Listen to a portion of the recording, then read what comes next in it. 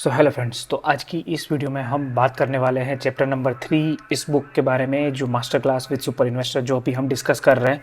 तो यहाँ पे इस चैप्टर में हम एक नए इन्वेस्टर के बारे में बात कर रहे हैं जो इतना लाइमलाइट में नहीं रहते हैं और इनके बहुत ही कम इंटरव्यूज़ जो है वो अवेलेबल है ओवर दी इंटरनेट। सो यहाँ पे जितनी भी इन्फॉर्मेशन मैंने अभी तक सर्च करी है, रिसर्च करी है कहीं से भी ऑनलाइन, तो उसके बेस पे और प्लस यहाँ पे जो ये जो बुक है उसके बेस पे ही यहाँ पे हमने डिटेल जो है वो पूरी की पूरी चैप्टर के अंदर डाल दी है। बट फिर भी बहुत सारी चीज़ें ऐसी है कि जो अगर लेट से आप सीखना चाहते हो तो आपको ये बुक जो है वो पढ़नी चाहिए, बाय करनी चाहिए।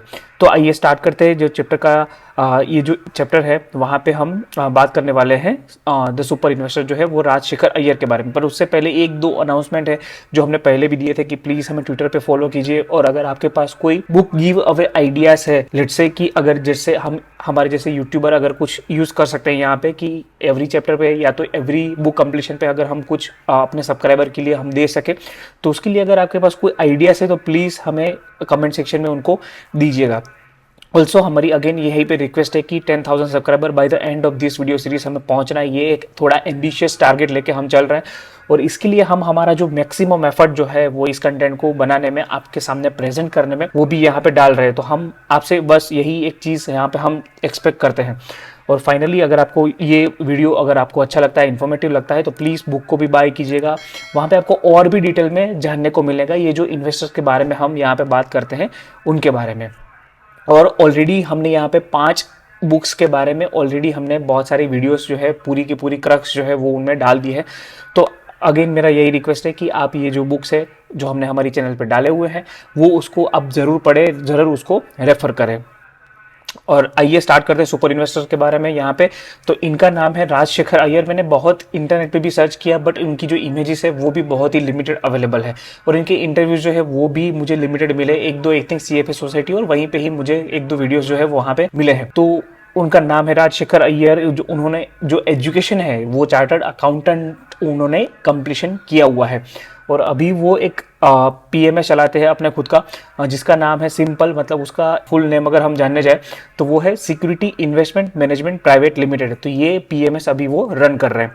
तो अगर हम स्टार्ट करें उनकी अर्ली लाइफ से, तो अर्ली लाइफ में उनके साथ क्या क्या हुआ, कैसे वो इन्वेस्टिंग की तरफ आए, उसके बारे में अभी धीरे धीरे अभी हम जानने का ट्राई करते हैं। तो यहाँ पे जब हम देखते हैं तो वो उनका जो बॉर्न एंड ब्रॉट अप है वो तमिलनाडु में हुआ था, बट उसके बाद आई थिंक उनके जो फादर थे तो उनकी जॉब जो थी वो गवर्नमेंट टाइप थी, तो वहाँ पे उनको बहुत सारी जगह पे जाना पड़ता था, डिफरेंट सिटीज़ में, डिफरेंट स्टेट्स में।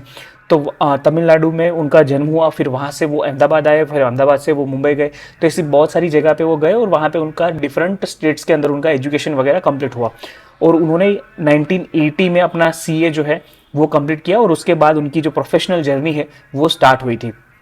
तो आफ्टर CA मतलब CA कंप्लीट करने के बाद उन्होंने कुछ 2-3 अकाउंटिंग फर्म्स में भी उन्होंने काम किया था, इंडिया में भी और अब्रॉड में भी, जहाँ पे वो बाहर भी गए थे अपना काम करने के लिए।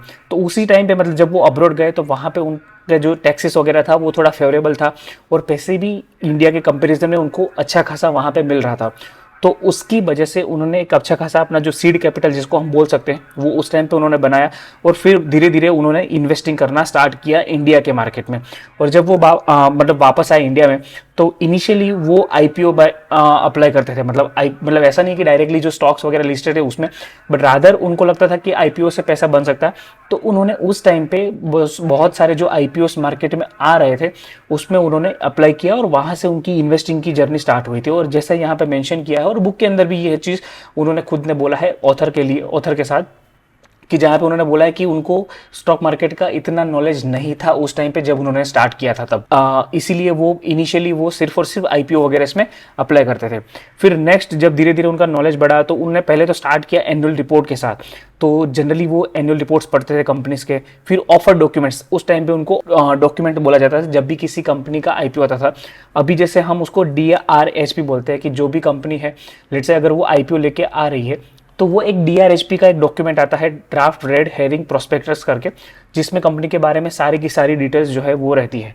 तो ये दो चीज़ उन्होंने इनिशियली पढ़ना स्टार्ट किया बहुत सारी कंपनीज के बारे में और धीरे धीरे उन्होंने अपना जो इन्वेस्टिंग का जो नॉलेज है, स्टॉक मार्केट का नॉलेज है, इंडस्ट्री का नॉलेज है, वो भी उन्होंने यहीं से ही गेन किया था इनिशियल फेज में। फिर धीरे धीरे जब वो स्टार्ट हुआ, आई थिंक उन्होंने पहला स्टॉक जो है वो MRF बाय किया था @ 75, मतलब 75 रुपीज़ में उन्होंने एमआरएफ का स्टॉक बाय किया था उस टाइम पे उन्होंने उनका एनुअल रिपोर्ट पढ़ा और थोड़ा बहुत रिसर्च किया होगा उस टाइम पे और भी, और उसके बेस पे उन्होंने एमआरएफ का स्टॉक बाय किया था।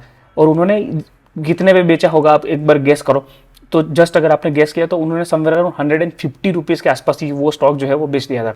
अभी किसी ने हमारे एक प्रीवियस वीडियो या तो उसके पहले के एक वीडियो में हमें एक क्वेश्चन पूछा था कि लक कितना अफेक्ट करता है किसी एक इन्वेस्टर को, या तो यंग इन्वेस्टर को, या तो कोई जो बंदा जब अभी शुरुआत कर रहा है स्टॉक मार्केट में, तो लक कितना फैक्टर है। तो वहां पे हमने बोला था कि भाई जनरली 5% जितना जो लक है वो हमेशा रहता है, मतलब अगर हम माने या ना माने। अभी यहाँ पे अगर हम देखें तो 75 में जो स्टॉक उन्होंने लिया था आज उसकी वैल्यू 75,000, मतलब 1000 बेगर स्टॉक जो था उन्होंने सिर्फ और सिर्फ डबल होने पे बेच दिया। तो ये भी एक तरह का लक ही है। मतलब यहाँ पे अगर मैं बुक के अंदर जो इसका जो केस दिया हुआ है उसमें कैसा था कि जब उन्होंने ये एमआरएफ का स्टॉक बाय किया तो उनको उस टाइम पे तो हमारे पास डीमैट अकाउंट था नहीं, तो उनको वहां से आने में देर हो गया था, जो शेयर का जो सर्टिफिकेट था वो आने में देर हो गया था। तो उसी टाइम पे ही स्टॉक का भाव 75 से 150 हो गया और उनके ब्रोकर ने उनको बोला कि आप चाहो तो अभी के अभी बेच सकते हो, क्योंकि आपका जो इनिशियल इन्वेस्टमेंट जो था वो ऑलरेडी डबल हो चुका है। तो वहां पे उनको लगा कि चलो भाई ठीक है, अगर हमारे पास 75 अगर हमने लिया था और 150 इतने क्विक टाइम में अगर हो गया तो लेट सेल इट। तो वहां पे उन्होंने वो बेच दिया। तो ये अगर लेट से अगर वो ब्रोकर ने उसको कुछ अच्छी सलाह दी होती पॉसिबली, तो आज उनके पास 1000 नहीं उससे भी ज़्यादा, 1000 बेगर से भी ज़्यादा अगर उसमें उन्होंने रिटर्न बनाया होता। तो ये अगेन एक लक का ही फैक्टर रहता है, ऐसा ज़रूरी नहीं है। तो यही एक चीज़ हम यहाँ पे एक्सप्लेन करना चाहते थे। फिर नेक्स्ट मतलब जैसे जैसे उन्होंने अपना इन्वेस्टिंग का नॉलेज वगैरह, स्टॉक मार्केट का नॉलेज जैसे डेवलप किया, फिर वो धीरे धीरे पहले तो वो बने फाइनेंस के जर्नलिस्ट बने और किसी आई थिंक वो किसी एक मैगजीन के अंदर थे, और वहाँ से वो धीरे धीरे काम करके उन्होंने अच्छा खासा, जब उनका मार्केट का नॉलेज और प्लस उनका जो भी रिकमेंडेशन था वो अच्छा खासा उनके क्लाइंट के साथ भी था, तो धीरे धीरे वो जो है वो उसी जो जर्नलिस्ट मतलब जो कॉलम में वो काम करते थे, जिस पब्लिकेशन के लिए वो काम करते थे, वहीं पे ही वो एडिटर बन गए। आई थिंक वो एडिटर 1 या 2 साल तक वहाँ पे रहे थे और फिर वहाँ से उन्होंने फाइनली मूव आउट कर लिया था और वहाँ पे उन्होंने अपना जो खुद का एक रिसर्च फर्म है वो स्टार्ट किया। और वहाँ से वो स्टार्ट करते थे द वैल्यू इन्वेस्टर करके एक न्यूज़ लेटर जैसा आता था कि जिसमें वो स्टॉक का रिकमेंडेशन देते थे अपने क्लाइंट्स को। इसके बारे में भी हम एक थोड़ा हम आगे की स्लाइड्स में भी यहाँ पे हम बात करने वाले हैं कि जहाँ पे वो थोड़ा एनालिसिस करते हैं कि जितने भी रिकमेंडेशन उन्होंने दिए थे इस न्यूज़ लेटर में द वैल्यू इन्वेस्टर में, उसमें कैसे कैसे उन्होंने एनालिसिस किया वो भी हम देखने वाले हैं। तो प्लीज वीडियो में बने रहना। इनिशियली तो ये चीज मैंने अक्रॉस दी इन्वेस्टर्स, मतलब बहुत सारे इन्वेस्टर जो अर्ली इन्वेस्टर की लाइफ जब हम देखते हैं तो यहाँ पे एक चीज हमने देखा है कि वो लो पी स्टॉक मतलब लो प्राइस टू अर्निंग्स वाले स्टॉक जो है वो ही बाय करना पसंद करते थे, और इसी चक्कर में उन्होंने उस टाइम पे इन्फोसिस को मिस कर दिया। मतलब इन्फोसिस उस टाइम पे कुछ अच्छे खासे वैल्यूएशन मतलब 70-100 के पी के आसपास वो ट्रेड कर रहा था, तो इसीलिए उन्होंने ये स्टॉक जो है वो बाय नहीं किया था जस्ट बिकॉज कि उसका जो पी था वो हाई था। बट अगेन यहाँ पे मिस्टेक होती है जब अर्ली जब होता है किसी इन्वेस्टर का जर्नी, तो उस टाइम पे ये सारी मिस्टेक होना पॉसिबल है। फिर नेक्स्ट अगर हम कि अभी जो लर्निंग्स है उसके बारे में अगर हम जाने तो अर्ली लाइफ तो हमने देख लिया। अभी अगर की लर्निंग्स हम देखें तो पहला लर्निंग तो है कि वोरेसियस रीडर थे वो चाइल्डहुड से ही, मतलब वो चाइल्डहुड से ही बहुत सारी बुक्स पढ़ना पसंद करते हैं। अभी तक हमने यहाँ पे 3 चैप्टर्स कवर किए हैं और ये 3 चैप्टर्स में मैं आपको 100% गारंटी के साथ बोलता हूँ कि ये जो चैप्टर है उसमें ये जो इन्वेस्टर है राजशेखर अय्यर जी, उन्होंने इतनी बुक्स डिस्कस करी है जो बाकी के जो 2 इन्वेस्टर है वो भी बहुत सक्सेसफुल है कि जिन्होंने इतनी बुक्स उन्होंने भी डिस्कस नहीं की है। इतनी लॉन्ग लिस्ट है और मैं ट्राई करूंगा कि इसको कमेंट सेक्शन के अंदर भी मैं डाल दूं कि उन्होंने जितनी भी बुक्स का जो नाम लिया है उसके बारे में आपको पता रहे, तो अगर आप चाहो तो फ्यूचर में आप उसको भी रेफर कर सकते हो। तो इतनी बुक्स वो पढ़ते हैं। तो अगेन ये सेम चीज़ अगर हम एक्सटेंड करें ना तो रमेश दमानी जी और रामदेव अग्रवाल जी, जिनका वीडियो हमने पहले भी बनाया, अगर आपने नहीं देखा है तो प्लीज़ वो भी चैप्टर आराम से देखिए, चैप्टर 1 और 2 और ये चैप्टर 3 उसके बाद भी आप देख सकते हो। तो चैप्टर 1 और 2 में जो इन्वेस्टर्स के बारे में हमने डिस्कस किया था ना, वहाँ पे भी सेम चीज़ है कि वो रीडर तो इतने हैं, मतलब अगर इन्वेस्टर मतलब एक चीज़ पैटर्न है एक काइंड ऑफ कि जहाँ पे अगर लेट्स से आपको एक सक्सेसफुल इन्वेस्टर बनना है तो आपको पढ़ना ही पड़ेगा, there is no alternative of that. फिर नेक्स्ट अगर हम देखें तो सेकंड यहाँ पे उन्होंने जो भी अपना लेसन वगैरह था तो वहाँ पे ये एक चीज़ ये हुआ कि उन्होंने जब इन्वेस्टिंग स्टार्ट किया तो जो पहला बुल मार्केट आया वहाँ पे वो इतना परफॉर्म नहीं कर पाए थे, और इसके पीछे का रीज़न ये था कि उनके पास इतना फोकस भी नहीं था, और दूसरा ये था कि वो मतलब उनकी जो इनएबिलिटी टू बुक प्रॉफिट उस टाइम पे, मतलब कि जब उन्होंने इन्वेस्टिंग स्टार्ट किया तो ऑलरेडी वो बाकी के चीज़ों में भी वो ऑक्यूपाइड थे, जैसे कि वो हमने देखा कि वो एक अपना खुद का वो रिसर्च फर्म भी चला रहे थे और कुछ और भी अपने क्लाइंट्स के लिए वो कुछ काम कर रहे थे। तो इसी की वजह से उनका जो फोकस था वो प्रॉपरली नहीं था स्टॉक मार्केट में, और दूसरा वो अपना जो प्रॉफिट है उसको वो बुक नहीं कर पा रहे थे। उसके बारे में भी केस स्टडीज है, वो भी हम अभी थोड़ी देर में यहाँ पे देखेंगे। फिर उन्होंने एक चीज़ ये बोला है कि लेट से अगर मार्केट में अगर आपको पैसा बनाना है तो आपको ये 3-4 चीज़ें हैं जिसके ऊपर आपको बहुत ही अच्छा खासा ध्यान रखना है। पहला तो है वो मैक्रो। मैक्रो मतलब इतना वो नहीं बोलते कि आपको इतना फोकस करना है कि मैक्रो में हर एक चीज़ आपको पता होनी चाहिए, हर एक चीज़ का इम्पैक्ट आपको पता होना चाहिए, ऐसा नहीं बोलते। बट एक मैक्रो का एक ओवरव्यू आपके पास होना चाहिए। थोड़ी स्लाइड में भी हम देखेंगे कि जब भी ऑथर ने भी जब इनको पूछा कि आप मैक्रो के ऊपर कितना फोकस करते हो, तो उन्होंने सिर्फ इतना बोला कि मैं जनरली इंटरेस्ट रेट का जो मूवमेंट है ग्लोबली उसी को ही जनरली ट्रैक करता हूँ, बाकी जितनी भी चीज़ें हैं उसको मैं इतना ट्रैक नहीं करता हूँ, ना ही उतना वेटेज देता हूँ। तो ये एक चीज़ उन्होंने बोला था। और मार्केट साइकिल्स जो है उसको भी आपको समझना बहुत बहुत ज़रूरी है, और इसके ऊपर एक बहुत अच्छी किताब है हार्वर्ड मार्क्स की, जो हमने उसके ऊपर भी 3 वीडियोस पूरी बुक को जिसको हमने कवर किया है वो भी हमने बनाया है। उसका भी लिंक आपको डिस्क्रिप्शन में या तो कमेंट सेक्शन में मिल जाएगा। तो प्लीज़ वो चैप्टर्स भी अब देखें, आराम से देखें, पढ़े। उसमें हमने बहुत सारी साइकिल जो है स्टॉक मार्केट की साइकिल वो हमने वहाँ पे डिस्कस की है, तो आपका नॉलेज जो है वो और भी इंप्रूव होगा स्टॉक मार्केट को लेकर। एंड फाइनली वो ऐसा बोलते हैं कि अगर आपको मार्केट से पैसा बनाना है then you should have a sound risk management system. मतलब आपका जो रिस्क मैनेजमेंट करने का जो सिस्टम है वो बहुत ही साउंड होना चाहिए, क्रिटिकल होना चाहिए। ये एक चीज़ हमें यहाँ पे उनसे सीखने को मिलती है।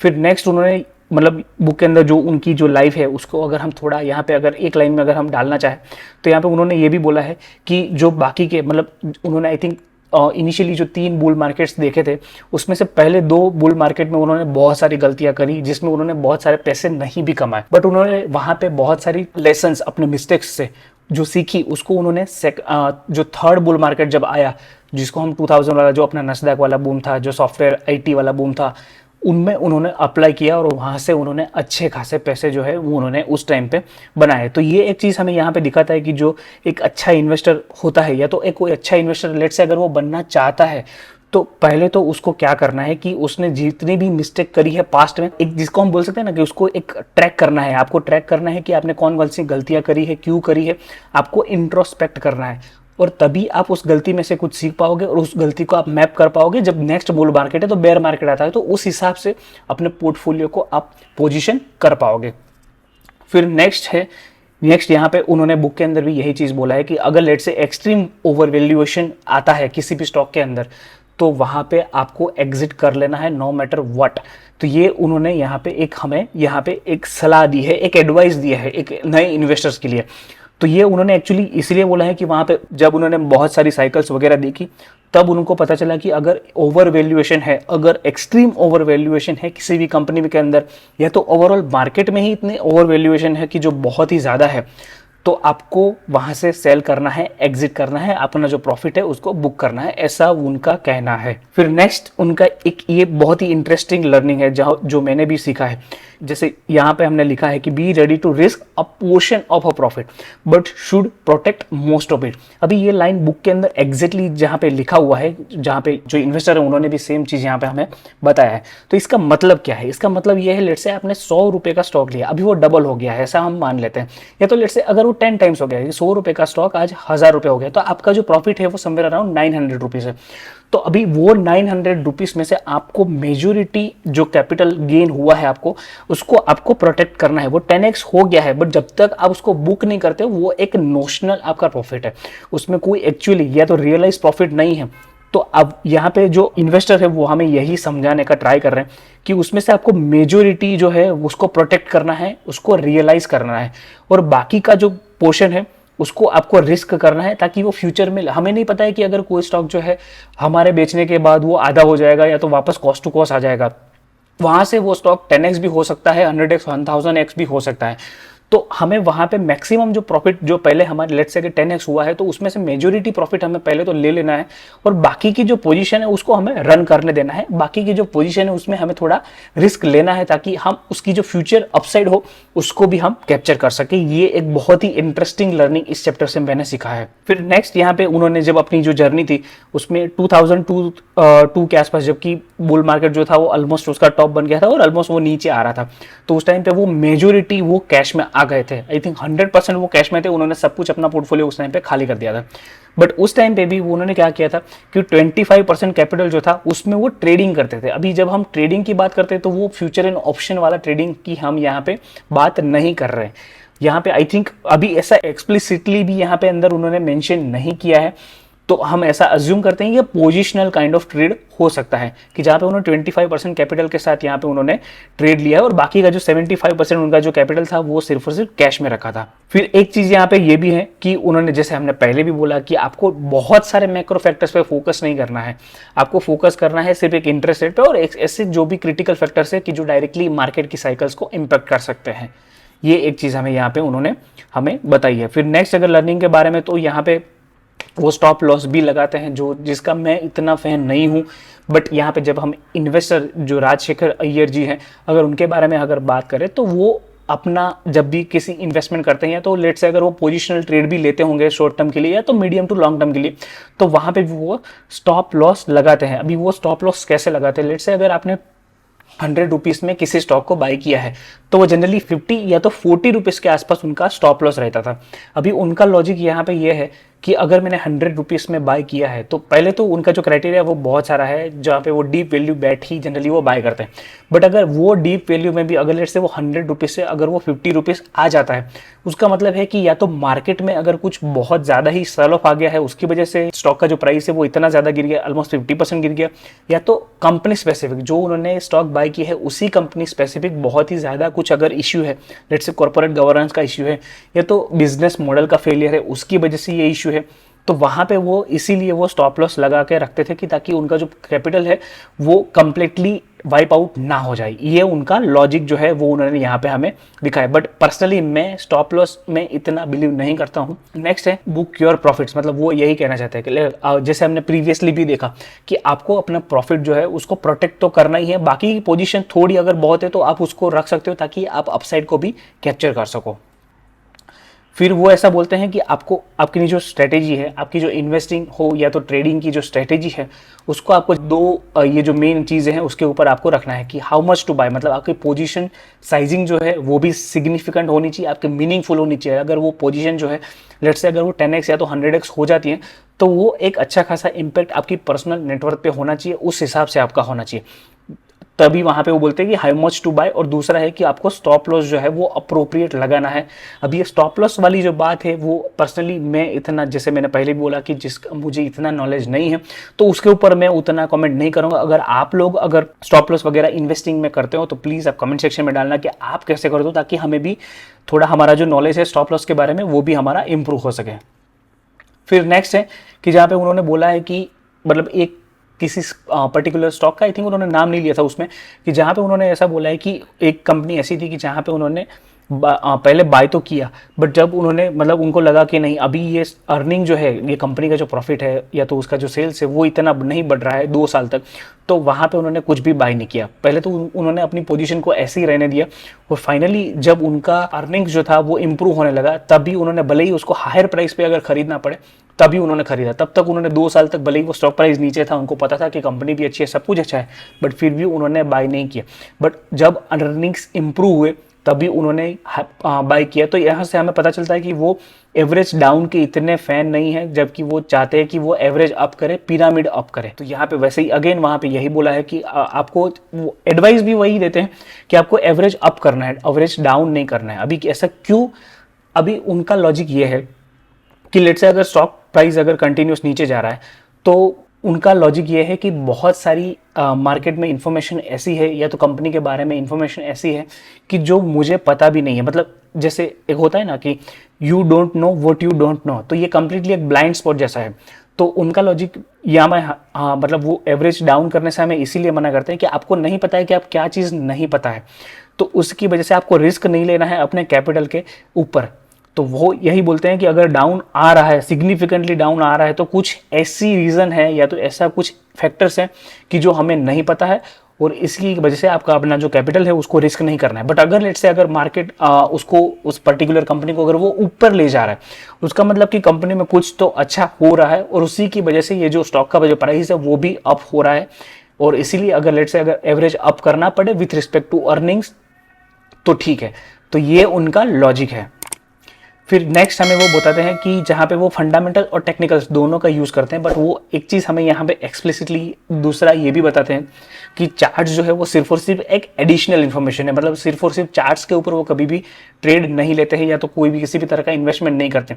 वो फंडामेंटल और टेक्निकल दोनों का कंबाइन करते हैं। मतलब जैसे हम बोलते हैं ना अभी की लैंग्वेज में टेक्नो फंडा इन्वेस्टिंग, वैसा इन्वेस्टिंग वो करना प्रेफर करते हैं। फिर नेक्स्ट है कि जहाँ पे वो ऐसा बोलते हैं कि वो प्रेफर्स ऐसा करते हैं कि जहाँ पे वो वीकली चार्ट्स देखे, और वो भी सिर्फ ऐसा नहीं है कि पास के 1 और 2 ईयर के, मतलब ऑलमोस्ट 3 ईयर्स के आसपास के वो चार्ट्स देखना पसंद करते हैं किसी भी कंपनी में अगर वो देखते हैं तो। फिर फाइनली ये भी बताते हैं कि वो हमें यहाँ पे लेट्स से कि अगर आप सिर्फ और सिर्फ चार्ट्स के ऊपर अगर आप इन्वेस्टिंग करते हो या तो ट्रेडिंग करते हो किसी भी तरह का, तो वो अनप्रोडक्टिव हो सकता है। मतलब यहाँ पे उनका एक सटली हमें कहने का मतलब ये है कि आपको ट्रेडिंग या तो टेक्निकल के साथ आपको फंडामेंटल एस्पेक्ट जो है किसी भी कंपनी में वो भी आपको इसमें कंबाइन करना पड़ेगा, तभी जाके आप उसमें से कुछ फ्रूटफुल गेन्स जो है वो हम एक्सट्रैक्ट कर पाएंगे। फिर नेक्स्ट यहाँ पे उन्होंने बोला है कि बहुत सारे लोग ऐसा भी बोलते हैं कि लेट्स से अगर आपने 100 रुपये में किसी स्टॉक को बाई किया था, अभी वो 100 रुपये वाला स्टॉक डबल हो गया, मतलब ऑलमोस्ट 200 रुपीज़ हो गया। तो बहुत सारे लोग ऐसे भी हैं मार्केट में जो ऐसा बोलते हैं कि आप 50% जो है वो अपना बुक कर लो और बाकी की पोजीशन को रन करने दो। तो यहाँ पे मतलब जो बाकी के जो आपने 50% है वो तो आपका अभी फ्री ऑफ कॉस्ट हो गया, मतलब आपका जो इन्वेस्टर कैपिटल था वो तो आपने निकाल लिया, और बाकी के जो शेयर है वो अभी फ्री के शेयर है आपके पास। तो यहाँ पे उनका ओपिनियन ये है कि ये जनरली एक अच्छी स्ट्रेटेजी नहीं है। उनका ओपिनियन ये है कि लेट्स से अगर आपको पता है कि चलो आपको आपका जो स्टॉक है वो डबल हो गया है, तो आपको अभी उसको पोजीशन को रन करने देना चाहिए अच्छे से।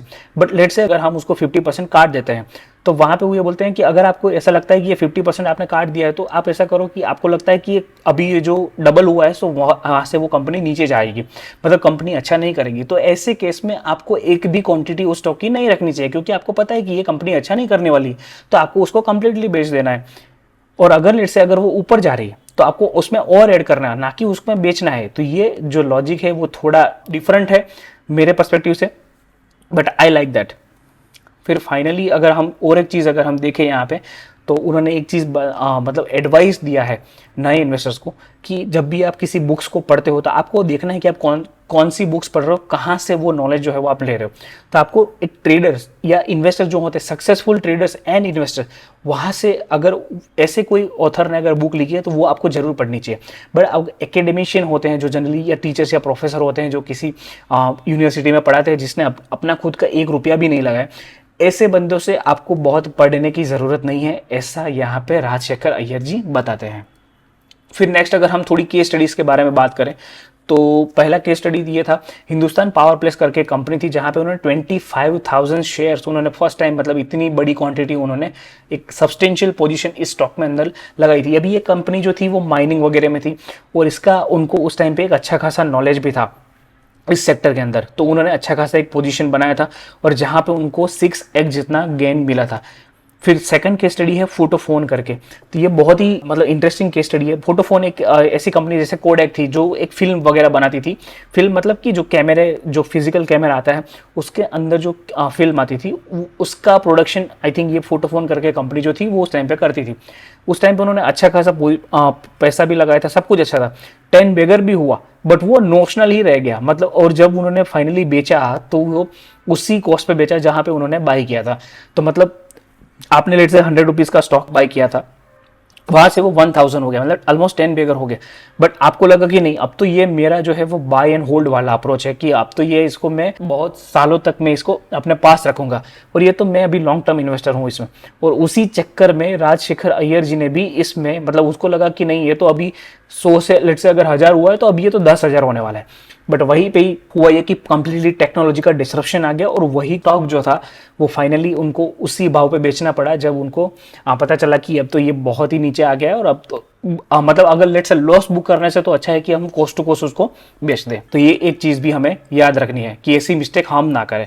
फिर तीसरी उन्होंने बाय किया था वो था डीवीस लैब करके जो कंपनी जो अभी मार्केट में है। उन्होंने उस टाइम पे one time price to sales पे उन्होंने खरीदा था अराउंड 2003 में। 4 टाइम प्राइस टू अर्निंग था और वहाँ पे उन्होंने स्टॉप लॉस भी यूज़ किया था। अभी ये डीवीस वाला जो केस है वो एक्चुअली एक डॉक्टर रेडिस करके भी एक कंपनी आई थी जिसके बारे में आई थिंक जिसके प्रमोटर जो थे वो भी आई थिंक उनसे मिले थे। उस टाइम की बात है जब डॉक्टर रेडिस करके कंपनी जो है अभी भी लिस्टेड ही है वो कंपनी, बट वहाँ पे उनको मतलब इतना इंटरेस्ट नहीं आ रहा था उस कंपनी में डॉक्टर रेडिस में, तो उन्होंने उतना ध्यान नहीं दिया था उस टाइम पे। बट उनको मतलब उसके बाद जब डॉक्टर रेडिस का शेयर अच्छा खासा परफॉर्म किया, बिजनेस भी अच्छा खासा परफॉर्म किया, तब उनको लगा कि हमने कुछ गलतियाँ कर दी है। बट वो गलती वहाँ से वो सीखे और उन्होंने डीवीस में अटेंशन पे किया और वहाँ से उन्होंने अपना जो पैसा है वो भी अच्छा खासा बनाया था। केस स्टडी 4 है रिलैक्सो का, कि जहाँ पे उन्होंने बाय किया था समवेयर अराउंड 240 करोड़ जब उनका मार्केट कैप था उस टाइम पे, और उन्होंने बाय किया था उसका जो पीई जो प्राइस टू अर्निंग रेशियो है वो 2:13 के आसपास था। ये केस स्टडी जो है वो अभी हम नेक्स्ट स्लाइड में भी हम इसको थोड़ा रेफर करने वाले हैं। और केस स्टडी 5 है अमृतांजन हेल्थ केयर की, जहाँ पे उनको मतलब यहाँ पे एक bed allocation bed capital allocation का यहाँ पे जो केस है वो हम यहाँ पे देख सकते हैं। मतलब उन्होंने एक्चुअली यहाँ पे ये बताया कि अमृतांजन हेल्थ केयर जो बिजनेस था वो बाम के बिजनेस में था, जो पेन रिलीफ करके जो आता है उसके बिजनेस में था। तो वहाँ पे प्रमोटर्स के पास अच्छा खासा फ्री कैश फ्लो जनरेट होता था एवरी क्वार्टर, या तो हम ऐसा बोल सकते हैं कि एवरी ईयर हम ऐसा बोल सकते हैं। तो एवरी ईयर वो जो फ्री कैश फ्लो जनरेट होता था तो उसमें से उन्होंने क्या किया कि उन्होंने उस फ्री कैश फ्लो को या तो केमिकल के बिजनेस में या तो फाइनेंस के बिजनेस में, ऐसे डिफरेंट सेक्टर मतलब जो कंप्लीटली अनरिलेटेड सेक्टर्स हैं वहाँ पे उन्होंने फाइनेंस करना स्टार्ट किया, वहाँ से उन्होंने नए नए बिजनेस स्टार्ट करना स्टार्ट किए। और अल्टीमेटली हुआ ये कि वो जो सारे बिजनेसेस थे जो कंप्लीटली अनरिलेटेड थे अमृतांजन हेल्थ केयर से, वहाँ पे उन्होंने लॉस करना स्टार्ट किया। तो ये एक उन्होंने बोला कि अगर आपको कभी भी देखना है तो एक चीज़ हमेशा आपको ये देखनी है कि कंपनी का जो कैपिटल अलोकेशन है वो अच्छा होना चाहिए। अभी वो कैसे इन्वेस्ट करते हैं वो भी हम जानते हैं। और ये आखिरी स्लाइड है क्योंकि ये चैप्टर बहुत ही बड़ा था तो इसमें थोड़ा हमें टाइम लग रहा है इसको आपको पूरी तरह से एक्सप्लेन करने में। पहले तो वो कैसे इन्वेस्ट करते हैं, तो यहाँ पे वो जनरली स्क्रीनर्स यूज़ करते हैं, न्यूज़पेपर, एडवर्टीजमेंट और बहुत सारे अदर सोर्सेज भी वो यूज़ करते हैं। वो एनुअल रिपोर्ट्स भी पढ़ते हैं, प्रेजेंटेशन, मैनेजमेंट इंटरव्यूज, इतनी सारी चीज़ें वो देखते हैं, पढ़ते हैं, जानते हैं, समझते हैं, लोगों से मिलते हैं, बहुत सारी चीज़ें करते हैं। और यहाँ पे उन्होंने हमें भी एक एडवाइस दिया कि आपको भी 250 to 300 कंपनीज जितना है एवरी ईयर आपको देखना है, जानना है, समझना है उस कंपनीज के बारे में, तभी जाके आप एक अच्छा खासा आइडियाज़ जो है जनरेट कर पाओगे इन्वेस्टिंग में। फिर उन्होंने ऐसा भी बोला है कि लेट्स से अगर आपको good investing idea, good stock idea आपको कैसे ढूंढना है, तो पहला स्टेप है कि उसको आपको एलिमिनेट करना है बैड आइडियाज को, मतलब जो अच्छी कंपनीज नहीं है उसको आपको हटा देना है। अभी वो अच्छी कंपनीज नहीं है, वो बैड कंपनीज है, तो वो बैड कंपनीज को आइडेंटिफाई कैसे करें, उसको रिजेक्ट कैसे करें, ऑन व्हाट ग्राउंड। तो यहाँ पे उन्होंने थोड़े हमें फैक्टर्स हमें यहाँ पे समझाया। लेट्स से कि ROE, तो रिटर्न ऑन इक्विटी जो है वो आपको देखना है। और यहाँ पे वो ऐसा भी बोलते हैं कि आपको जब भी किसी स्टॉक मार्केट में इन्वेस्ट करते हो तो पहले तो उसकी जो पास्ट 10 ईयर्स की जो हिस्ट्री है वो आपको देखनी है। तो यहाँ पे जब हम देखते हैं कि ROE, तो ROE एक अच्छे खासे लेवल पे होना चाहिए और वो भी सस्टेनेबल होना चाहिए। लेट्स से अगर 5 या तो 10 साल तक पास्ट का आपको ROE निकालना है और उसके बेस पे आपको डिसीजन लेना है, या तो आपको रिजेक्ट करना है। फिर बहुत सारे बिजनेसेस ऐसे होते हैं कि जो स्केलेबल नहीं होते हैं, तो उसके बेस पे भी आपको रिजेक्ट करना है। मैनेजमेंट की क्वालिटी, मतलब वो माइनॉरिटी शेयर होल्डर के साथ वो कैसे बिहेव करते हैं, वो भी एक बहुत ही अच्छी एक इंडिकेशन है कि जहाँ पे हम देख सकते हैं कि अगर लेट्स से अगर हमें वहाँ पे पता चलता है कि मैनेजमेंट की क्वालिटी कैसी है। और वहाँ पे बहुत सारे फैक्टर्स है जैसे कि कॉर्पोरेट गवर्नेंस है, वो भी है, तो वहाँ पे भी आप बैड कंपनीज को आइडेंटिफाई कर सकते हो। और फाइनली वो हाई वैल्यूएशन, लेट्स से अगर कोई कंपनी में इतना लेट्स से अर्निंग्स नहीं है बट उनकी जो वैल्यूएशन है वो बहुत हाई है, तो ऐसी कंपनी को भी आपको रिजेक्ट करना है। ऐसा यहाँ पे हमें जो सुपर इन्वेस्टर है वो यहाँ पे हमें बताते हैं। फिर नेक्स्ट है बहुत ही इंपॉर्टेंट है कि आपको ऐसी कंपनीज ढूंढनी है कि जो इक्विटी डाइल्यूट नहीं करती है और अपना जो डेट है वो भी एकदम कंट्रोल करती है, नया डेट इश्यू नहीं करती है, एंड फिर भी वो कंटिन्यूअसली ग्रो करती है। तो see case number 4 which was of Relaxo. तो यहाँ पे उन्होंने एक्चुअली हमें रिलैक्सो का यहाँ पे एग्जाम्पल दिया है कि जहाँ पे प्रमोटर जो है उन्होंने कभी भी अपना इक्विटी डाइल्यूट नहीं किया है, नए शेयर जो है वो इश्यू नहीं किए हैं और उसकी वजह से अच्छा खासा जो बिजनेस में प्लस उनके जो शेयर प्राइस है उसमें ग्रोथ हुआ है और उन्होंने डेट भी इतना नहीं रेज किया है और फिर भी कंपनी जो है वो अच्छा खासा ग्रो करने में कैपेबल हुई अभी तक। फिर उन्होंने एक 10 बिगर का एक फॉर्मूला भी हमें यहाँ पे बताया कि पहले तो वो उसका जो पी है या तो लो होना चाहिए या तो वो डीपली अंडर वैल्यूड होना चाहिए। मतलब ऐसा जरूरी नहीं है कि सिर्फ और सिर्फ पी जो है वही एक मैट्रिक है। फिर दूसरा यहाँ पे उन्होंने बोला है कि अर्निंग ग्रोथ जो है वो भी बहुत ही स्ट्रांग होना चाहिए। फिर तीसरा उन्होंने बोला है कि जो लेट्स से अगर आपने कोई स्टॉक अगर बाय किया तो वहां से वो क्विकली मूव होना चाहिए। अभी ये थोड़ा पॉइंट जो है वो मेरे दिमाग में अभी तक नहीं बैठ रहा है, बट आई थिंक जो सुपर इन्वेस्टर है राजशेखर अय्यर जी वो ऐसा टाइमिंग कर पाते होंगे, बट मैं पर्सनली ये चीज़ नहीं कर पाता हूँ। तो यहाँ पे उनका तीसरा पॉइंट यही था कि क्विक मूवमेंट्स होना चाहिए। और फाइनली उन्होंने यहाँ पे उसके लिए हमें केस स्टडी भी दिया था 3M का। तो 3M में उन्होंने जब बाय किया तो वो somewhere around 1 time market cap to sales के आसपास उन्होंने ये चीज़ जो है वो बाय की थी। उनके बाद वो तुरंत ही वो जो स्टॉक था वो चलने लगा था।